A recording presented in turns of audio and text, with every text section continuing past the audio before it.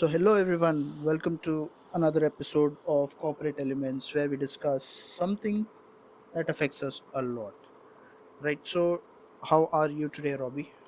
I'm great Why do I sense some kind of a bit of a fear in the way you're speaking? Are we doing that kind of a topic today, like something related to fear base? Yes. So let me start with something simple. Okay. Have you ever worked in a place where you are afraid to speak up? Yes, I have.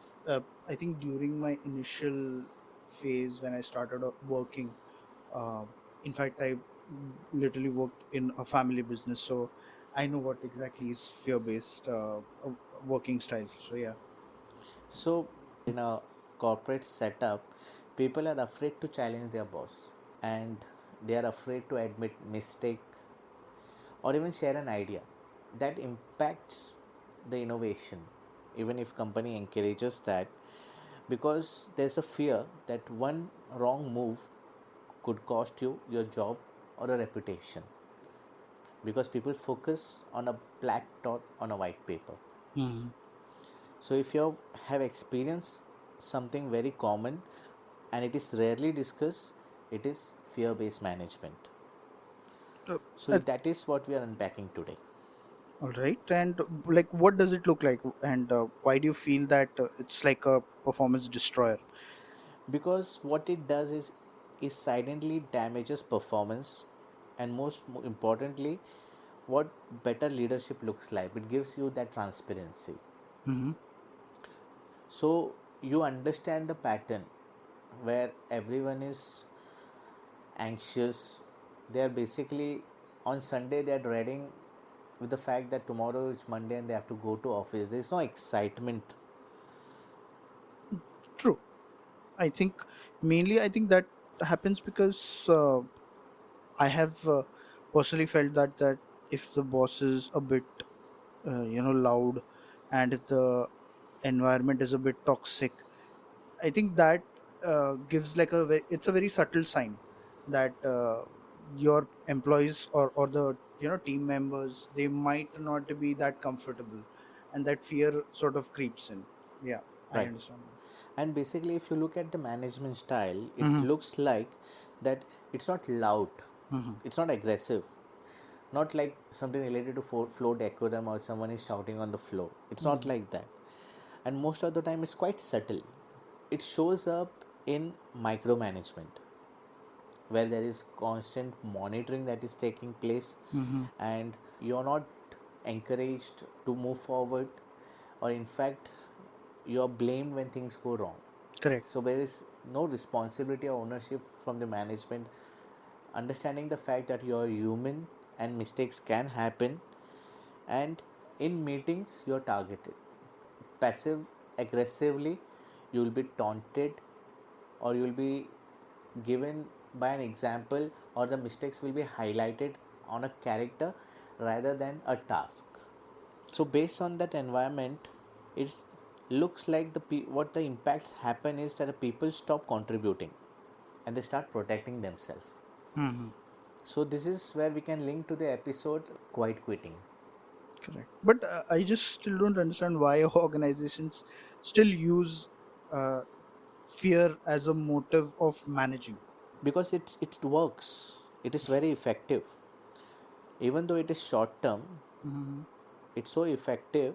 And what it does is it's create fast decision, and it shows that's a clear authority, and you need to comply immediately.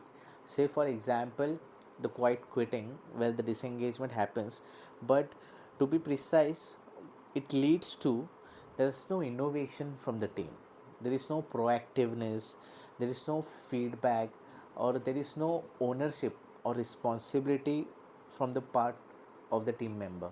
Hmm. So people generally stop thinking, they just start following orders.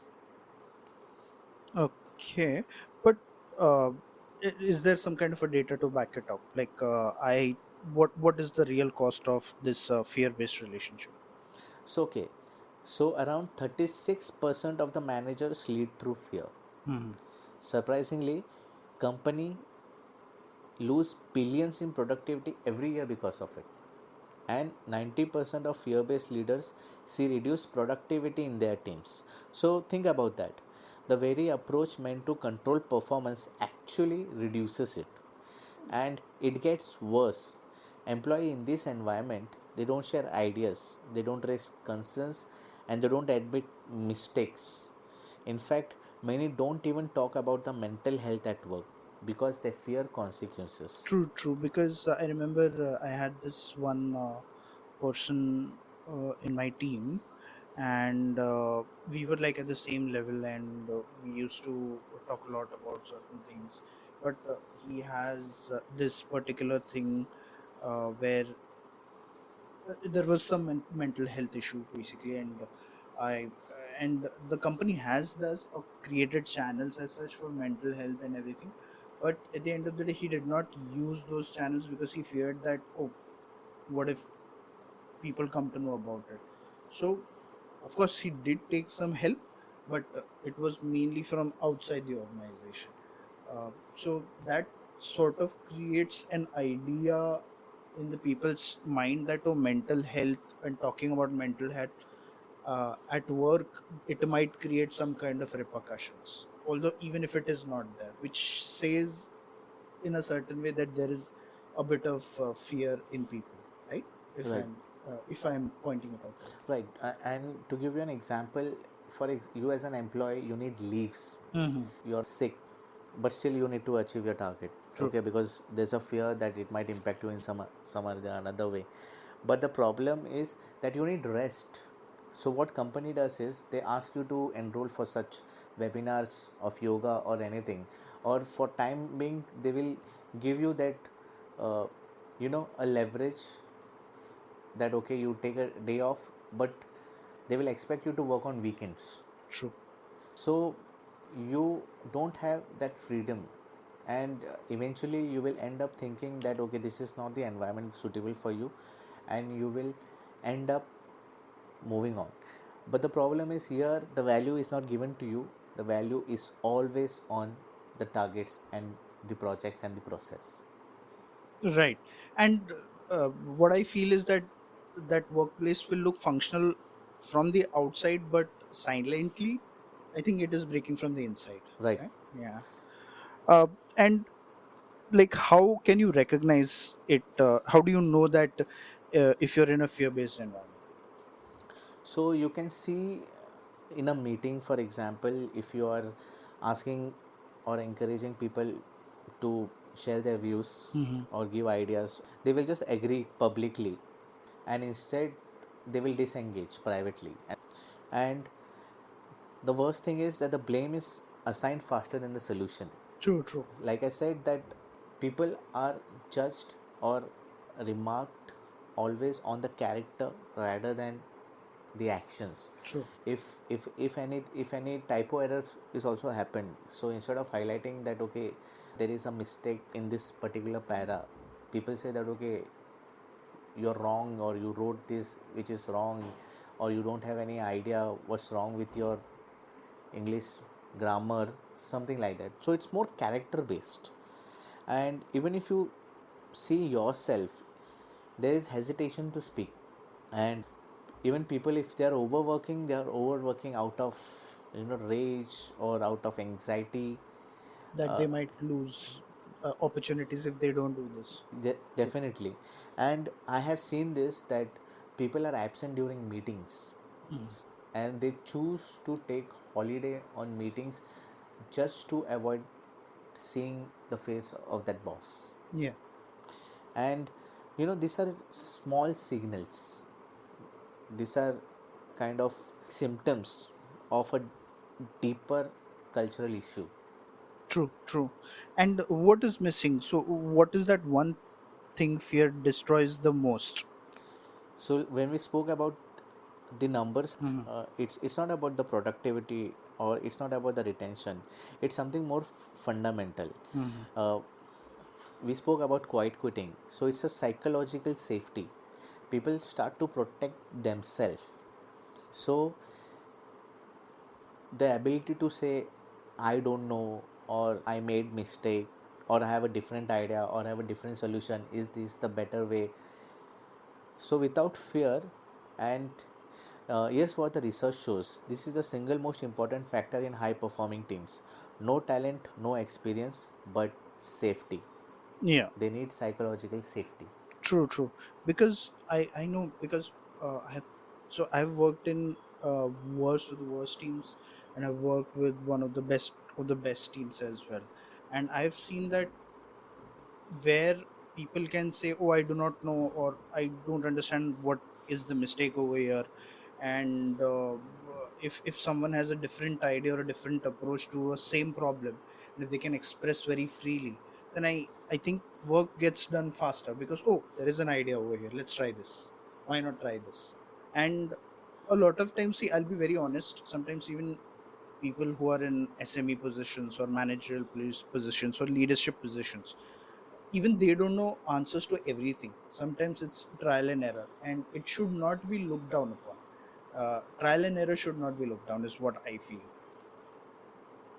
So Johnny, you worked in an environment at the leadership level. Mhm. I have seen your subordinates, those who report to you, they're really happy with you. Yeah, So, what kind of environment do you believe is more employee friendly? I think the very first thing that I I remember, when I started leading a team, the very first thing that I used to do was, do tell people what they have to do in a certain kind of work. And I realized that I was doing that a lot. Okay, so basically, yeah, micromanagement as to, oh, you should do this, you should do that, and get behind them all the time, or probably look at their work and then say that, oh, this is not fine, this is not fine. Can you do this? Can you do that? This, that. Over a period of time, I felt people were a bit unhappy, and also that made me angry, because they were not doing things. So I used to be like, oh, you shouldn't do it this way, you shouldn't do it that way, I don't think you're competent as such, as such.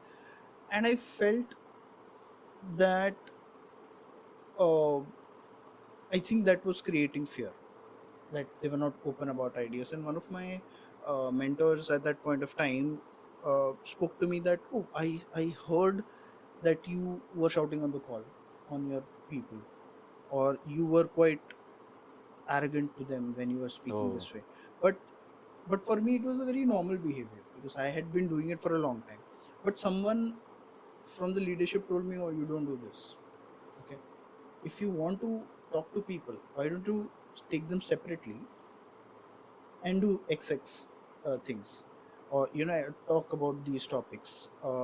Then once you graduate from that, give them that decision making power, that they trust them enough that they can do their job. Okay, so first you start giving them proper training. Okay, you solve the core problem, that you train them properly, and then you trust them to do their job properly. so basically, I see that you are replacing fear with trust. Correct. Yes. And let's be very honest, trust is not about being nice. Okay, it's all about how you channel things, right? Like, it will have open communication style. Okay, and you will have transparent decision making.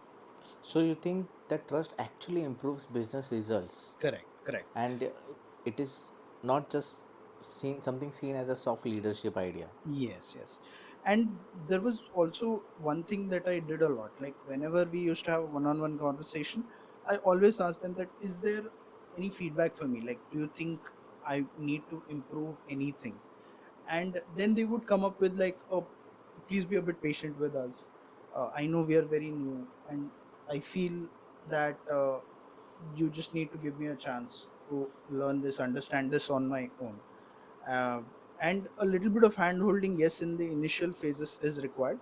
But over a period of time, like, probably say a person comes in the organization, first 3 months to 6 months, you have to understand that they'll be falling, like a baby who's trying to learn to understand how to walk. So you cannot get angry on them because they're falling.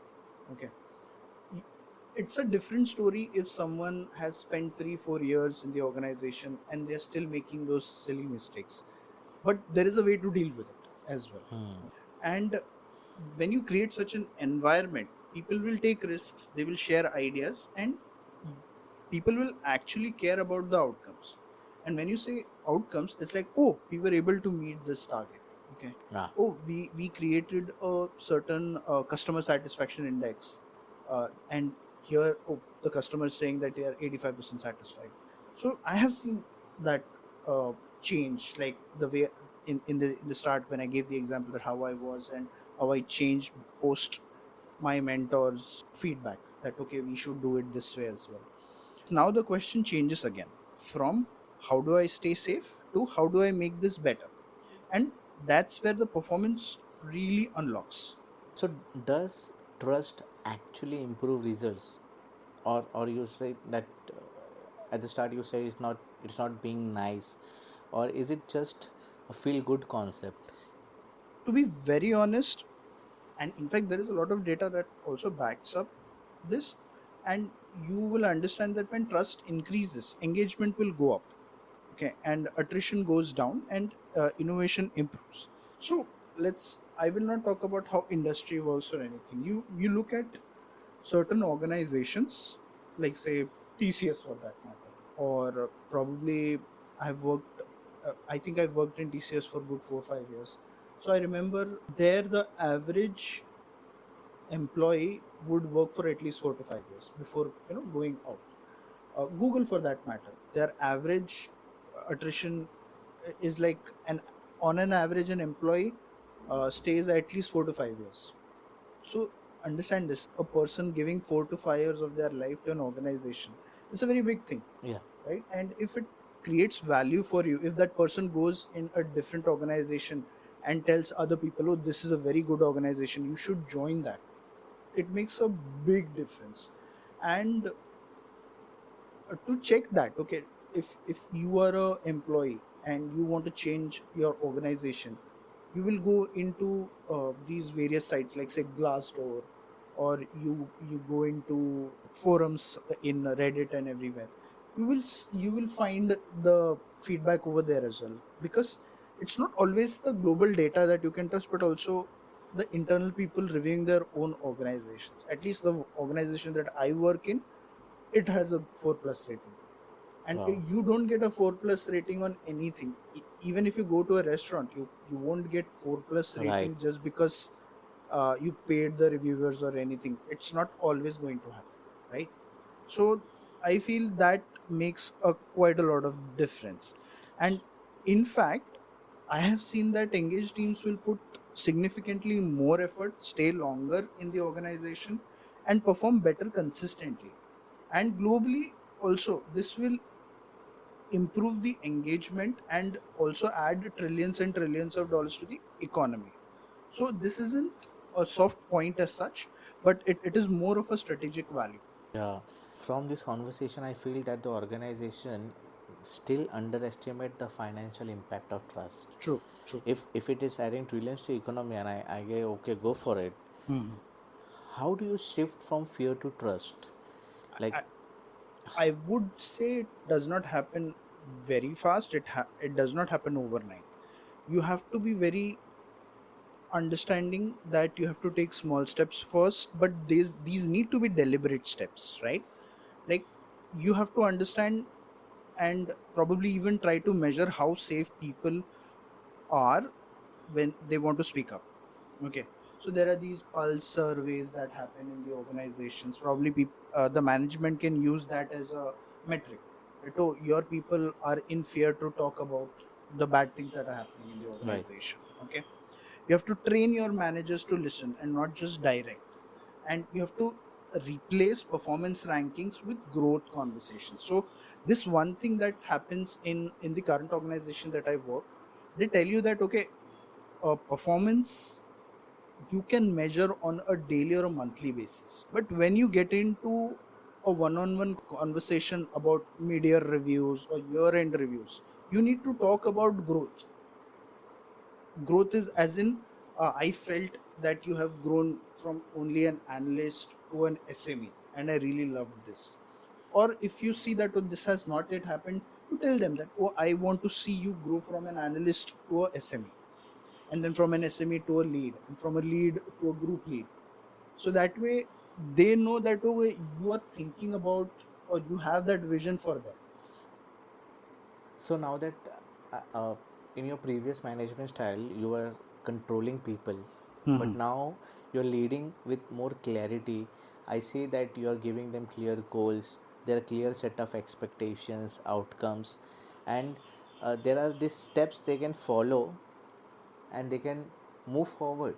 True, true. Because what happens is that if you only want to talk about, oh, you met this metric, you met this metric, then that can be an email, Right. or probably you can put it in a chat and forget about it. But if you really care, which is very rare, but if you really care, then you will actually have that conversation with that person, that I feel that, oh, you need to grow till here, or you need to do at least these X things. Okay. And some amount, at some point of time, the person needs to think that, oh, he's not only comparing me with others, or probably comparing me with a number or a metric that was set up by the management. They are actually treating you as human beings who are capable of good things or better things, right? And this again comes at the back of good feedback channels and safe feedback channels. And most importantly, you need to understand that people are vulnerable, because you also have to put that in your mind that not everyone will have all kinds of answers. Because you're honest about it, it permisses everyone else to be honest about that thing. Because if you say that, oh, I know everything, you have not done this, you have not done that, that person will feel like, oh, I don't think so this conversation will go forward, because he's blocking me, because he thinks he knows what I am capable of. So yeah, I think the whole system is based on trust, if you see. And if people stop trusting each other, then fear will obviously creep in. And at the end of the day, it comes to one simple idea, that fear will create compliance, as you rightly said in the first part of the conversation. But trust will create commitment, and in today's world, compliance is not enough. You need trust based system, so that organizations will build themselves to win in the long term. And people who are only controlled like puppets, they will not innovate that much, you have to understand that. And but people who are actually empowered will power up and probably give that extra plus mile of output, which can actually create a winning strategy in the long term. In a way, I would like to pose a question to everyone, especially the management and leadership, that what do you think, like, are you working in fear, or are you leading with trust? And this particular topic should stay with management and leadership. And probably if they say that, okay, what if I start working with trust, will it create an impact? And yes, it will create an impact on a long term. So here we come to an end of the conversation. I would like our listeners to listen to this and reflect on this particular topic. And you can always come back to us on our feedback channels. We are on Substack, we are on LinkedIn now, and we are on Insta. So look for corporate elements, and do let us know what else you want to talk about in our further conversations. Thank you so much, and you have a great day.